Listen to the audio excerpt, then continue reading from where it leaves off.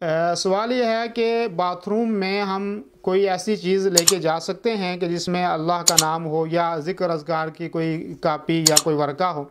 तो बाथरूम में जाने के कुछ जो आदाब हैं, उन आदाब को मद्देनज़र रखना चाहिए और उन आदाब को मैं ज़िक्र कर देता हूँ। सबसे पहला अदब ये है कि जब आप जो है वो क़ज़ाए हाजत के लिए जाएँ तो ऐसी कोई भी चीज़ लेकर ना जाएँ जिसमें अल्लाह रब्बुल आलमीन का नाम हो, चाहे नबी करीम सल्लल्लाहु अलैहि वसल्लम का नाम हो या अल्लाह रब्बुल आलमीन का नाम हो, चाहे वो अंगूठी के ऊपर लिखा हो, चाहे किसी वर्दे के ऊपर जो है वो लिखा हो, चाहे कोई तावीज़ की सूरत में किसी ने जो है वो पहन के उसको रखा हो, तो ये भी लेकर नहीं जा सकते। इसी तरीके से दूसरी चीज़ जो है वो ये है कि आप गुफ्तगू करना मना है। बहुत दफ़ा लोग जो है वो बाथरूम में बैठे हैं, गुफ्तगू करते रहते हैं, तो गुफ्तगू करना ये है मना है। बाज़ दफ़ा लोग मोबाइल के ज़रिए से गुफ्तगू करते रहते हैं बाथरूम में बैठ के, तो बाथरूम में जो है गुफ्तगू करना, क़ज़ाए हाजत के वक़्त गुफ्तगू करना ये मना है।